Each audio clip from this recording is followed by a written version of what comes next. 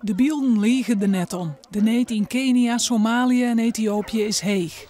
Dominee Veerman van Wommels kende net belibje dat diakonieën haar geld in de boezem horen zoen. Want er is meer nodig als alleen nog de collectes in het kerken. Want er zijn best wel veel gemeenten die zeggen, ja, we hebben zoveel geld, maar wat moeten we ermee? Nou, dan vaak wordt besluit genomen om het te bewaren. Want er zouden economisch mindere tijden kunnen aanbreken en dan heb je het nodig om de mensen te helpen. Ik denk de naasten die nu hulp nodig hebben, dat zijn de mensen in Afrika.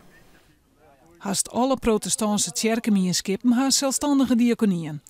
Nevens Veerman varieert het eigen vermogen van de kerkelijke instellings van neer tot miljoen.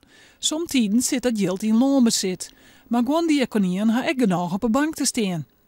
Toch denkt Veerman dat haar oproep om 5-10% aan Afrika te staan net realistisch is.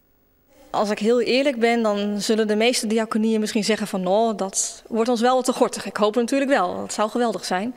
Laten we zeggen 3%. 3%, dat kun je ook zeggen, dat is als je werkt, dat is 1 dag van je werkende maand. Dus 3% zou moeten kunnen lukken. Dominee Veerman zal haar brief komende die aanbieden onder landelijk voorzitter van de protestantse kerken in Utrecht.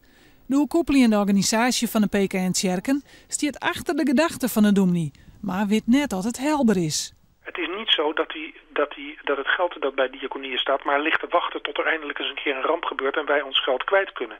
Die diakonieën die zijn heel erg actief in het eigen dorp, in de eigen stad, in de eigen omgeving met zorg voor mensen. Ja, daar komt dit bovenop. Dus in hoeverre dat realistisch is, ja, dat zullen de plaatselijke diakonieën zelf moeten afwegen. Onnota hadden nog geen diakonieën gereageerd.